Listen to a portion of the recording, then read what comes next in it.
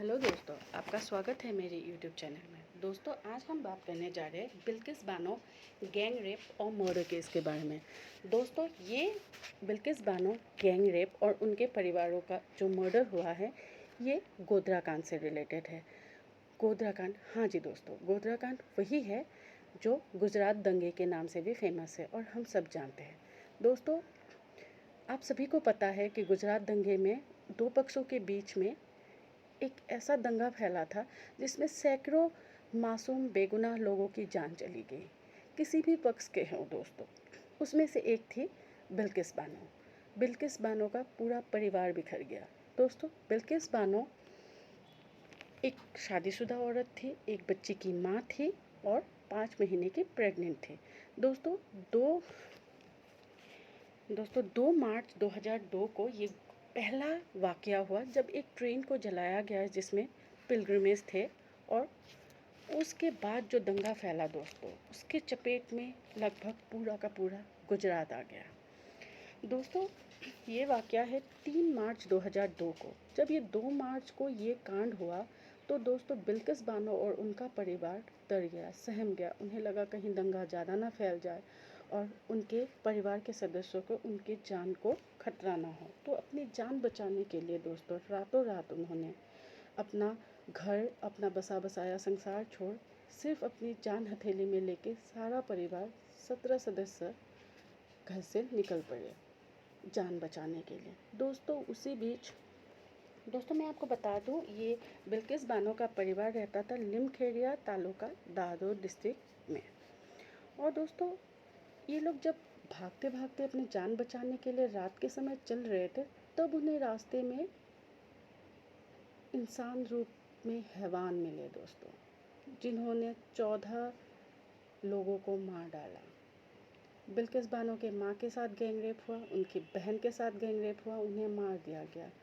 और दोस्तों, बिल्किस बानो की 3 साल की एक छोटी सी बच्ची जिनका नाम सालेहा था, उनका सर पटक पटक के उन्हें मार दिया गया। बिल्किस बानो के साथ भी गैंग रेप हुआ, मारपीट हुई और उन्हें मरा समझकर फेंक दिया गया 250 मील दूर राधिकपुर नाम की एक जगह पे, जहाँ उनके सारे परिवार के साथ उन्हें भी फेंक दिया गया।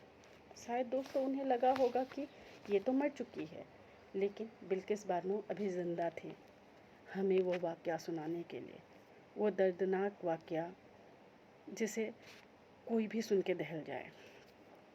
दोस्तों, 3 मार्च को ये कांड हुआ। 4 मार्च के सुबह बिल्किस बानो को एक वहाँ की एक लोकल ट्राइबल वुमेन को वो मिली, सिर्फ एक स्कर्ट पहनी हुई, और बेतहासा खून बह रहा था उनके जिस्म से, और वो हेल्प के लिए चिल्ला रही थी। फिर वो औरत ने उन्हें कपड़े दिए, फिर वो ले गई उन्हें लिमखेड़िया पुलिस थाने में कंप्लेंट लिखाने के लिए। वहाँ उन्हें मिले सोमा भाई गौरी। हाँ, सोमा भाई गौरी जो कि कांस्टेबल थे, उन्हें बिल्किस बानो से सारा वाक़या सुनाया। उन्होंने कहा कि वो जो लोग थे जिन्होंने मेरे पूरे परिवार को मार डाला और मेरा ये हाल किया, वो अनजान नहीं थे, उन्हें मैं जानती थी। जी हाँ दोस्तों, बिल्किस बानो उन सारे दरिंदों को जानती थी, पहचानती थी, जिन्होंने उनका सारा परिवार ख़त्म कर दिया, उनकी 3 साल की बच्ची को मार डाला और उन्हें इस हाल में मरने के लिए छोड़ दिया। दोस्तों, ये सारे लोग आस पड़ोस के लोग थे। बिल्किस बानो की माने तो वो उन्हें जानती थी, क्योंकि वो लोग ज़्यादातर उनमें से लोग उनके यहाँ से दूध लिया करते थे। फिर दोस्तों, वो कांस्टेबल ने उनका स्टेटमेंट सुना, फिर वो ले गए उन्हें उनके जो RS भगोड़ा है SP, उनके पास ले गए। बिल्किस बानो ने RS भगोड़ा जी को भी पूरा वाक़या सुनाया और उन 11 लोगों के नाम गिनाए जिन्होंने उनके साथ ये हैवानियत की है। लेकिन दुख की बात है दोस्तों, SP साहब ने कुछ नहीं किया और वो बैठे रहे। फिर दोस्तों, बिल्किस बानो को रिफ्यूज़ी कैंप भेज दिया गया, क्योंकि उनके सारा परिवार ख़त्म हो गया था और जो 1-8 बचे हुए थे उनका कोई पता नहीं था। तो इस वक्त उन्हें रहने के लिए सेफ जगह वहाँ के रिफ्यूजी कैंप। दोस्तों रिफ्यूजी कैंप में डिस्ट्रिक्ट कलेक्टर जयंती रवि जी वहाँ विज़िट के लिए गए थे, जबकि बिल्किस बानो ने सारा वाक़या उन्हें भी सुनाया कि कैसे इन लोगों ने उनके सारे परिवार को मार डाला। फिर डिस्ट्रिक्ट कलेक्टर जी ने एसपी साहब को ये रिपोर्ट दी, लेकिन एसपी साहब जुलाई 2002 तक बैठे। दोस्तों मैं आपको याद दिला दूँ, ये वाक़या है 3 मार्च 2002 को, और 4 मार्च को ही बिल्किस बानो थाने पहुंच गई थी, और तब से लेके जुलाई 2002 तक वहाँ की पुलिस ने कुछ नहीं किया। फिर उसके बाद में भगोड़ा जी ने क्लोज़र रिपोर्ट डाल दी, ये कहते हुए कि ये वाक़या तो सच है, लेकिन किसने किया है ये उन्हें नहीं पता, जबकि बिल्किस बानो चीख चीख के बोल रही थी कि मैं उन्हें जानती हूँ।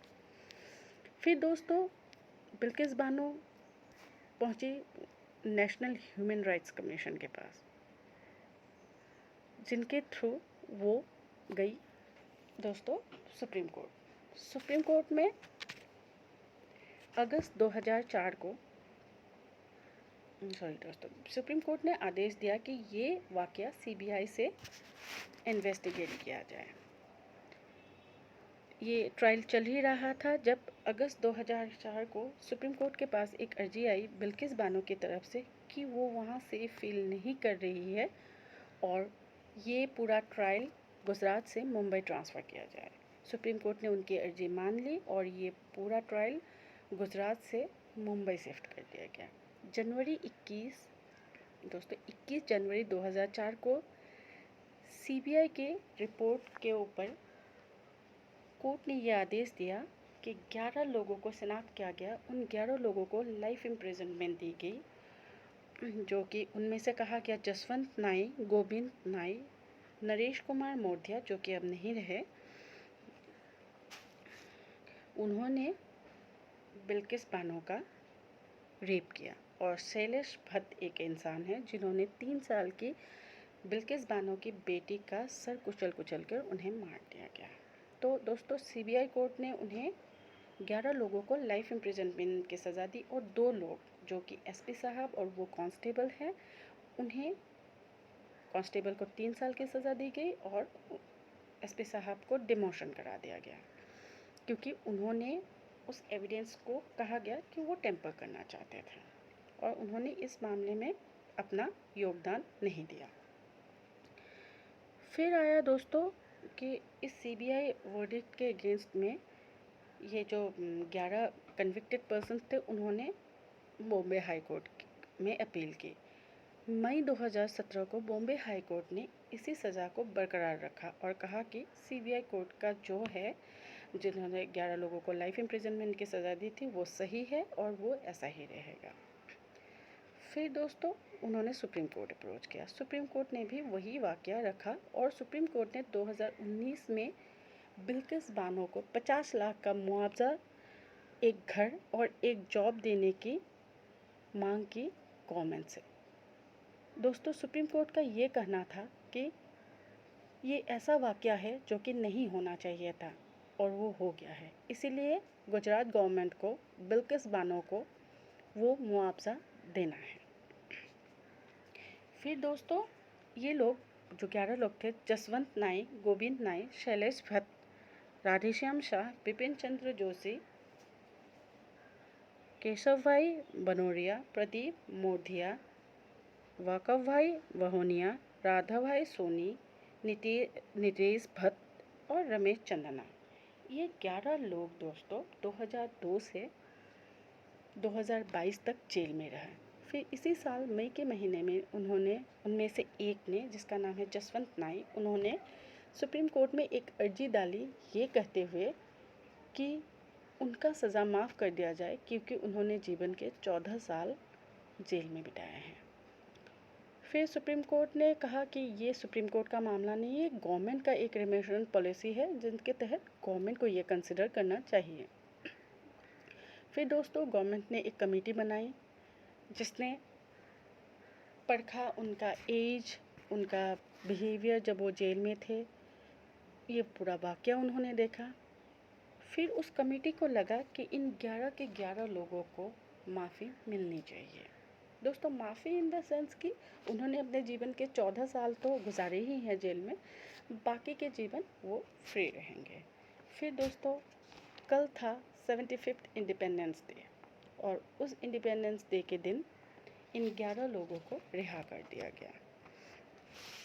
इन 11 लोगों को रिहा करते वक्त ये कहा गया कि वहाँ Gujarat additional chief secretary home, जिनका नाम है राजकुमार, उन्होंने कहा कि ये एक ऐसी गवर्नमेंट की पॉलिसी है जिसमें 14 साल के बाद कन्विक्ट अगर चाहे तो रिमिशन के लिए अप्लाई कर सकता है, और गवर्नमेंट कंसिडर करेगी ये सारी वाक़या कि उनकी एज क्या है, उनके जेल में रहते हुए बिहेवियर कैसे थे। तो इन सब को मद्देनज़र रखते हुए 11 के 11 लोगों को जेल से कल यानी 15 अगस्त 2022 को रिहा कर दिया गया। दोस्तों ये थी बिल्किस बानो गैंग रेप और उनके परिवार के मर्डर केस की। दोस्तों वजह कुछ भी हो, हालात कैसे भी हों, लेकिन इंसानों को इंसानियत नहीं भूलनी चाहिए। दोस्तों बिल्किस बानो प्रताड़ित हुई किसी अनजाने से नहीं, जानने वालों से, अपने पड़ोसियों से। दोस्तों ये वाक़या वाकई दुखद है। मैं ऊपर वाले से दुआ करूँगी कि बिल्किस बानो सदा सलामत रहे, उनको भगवान हिम्मत दे, जो कि कोर्ट ने भी कहा है कि उनकी हिम्मत की दाद देनी पड़ेगी कि इस हाल में जब उनके परिवार के 14 लोगों का डेथ हो चुका थी, उनकी खुद की 3 साल की बेटी को उनके आंखों के सामने सर पटक पटक कर मार दिया गया था, फिर भी बिल्किस बानो ने लड़ना नहीं छोड़ा। वो लड़ी, और आज नहीं दोस्तों, वो तभी उन्होंने जब कोर्ट ने वर्डिक्ट दिया और उन्हें जेल में भेजा तो उन्होंने वो एक हासिल किया। दोस्तों कुछ भी हो, चाहे आज कोर्ट उन्हें रिहा कर दे, कुछ भी हो, लेकिन खुद से मलाल तो रहेगा। दोस्तों कोई किसी भी जात का हो, कोई किसी भी मजहब से हो, हमें अपनी इंसानियत नहीं भूलनी चाहिए। दोस्तों अगर आपको ये वीडियो अच्छा लगे तो लाइक और सब्सक्राइब ज़रूर कीजिएगा। दोस्तों आपकी क्या राय है इस केस में ज़रूर बताइएगा कमेंट सेक्शन में। Thank you.